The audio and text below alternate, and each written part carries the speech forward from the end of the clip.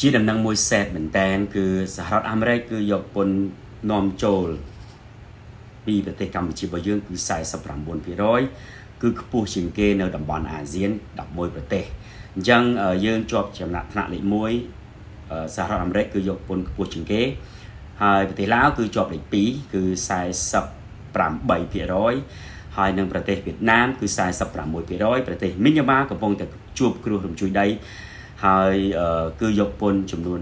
44% គឺច្រើនមែនតើសម្រាប់ប្រទេសដែលក្រីក្រហើយសហរដ្ឋអាមេរិកគឺនាំចូលផលិតផលចូលមកប្រទេសកម្ពុជារបស់យើងគឺភាគច្រើនគឺឡានមួយទឹកហើយប្រទេសកម្ពុជារបស់យើងគឺយកពន្ធ 97% ខ្វះតែ3%ទេគឺ 100% អញ្ចឹងភាគច្រើនគឺតំណែងនាំចូលពីសហរដ្ឋអាមេរិកគឺ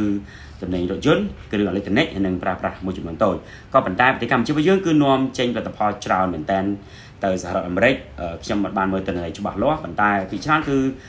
រោងចក្រផលិតសម្លៀកបំពាក់ស្បែកជើងហើយនិងរបស់ប្រើប្រាស់ជាច្រើនទៀត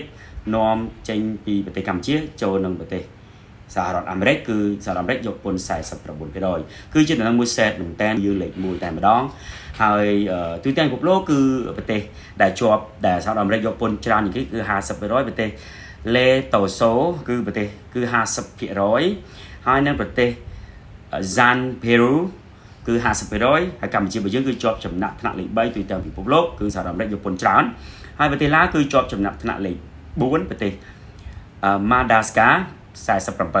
ប្រទេសវៀតណាម 46% ប្រទេសស្រីលង្កា 44% ប្រទេសភូមាកំពុងតែជួបគ្រោះរំភើបរំជួយដី 44% ហើយនៅប្រទេស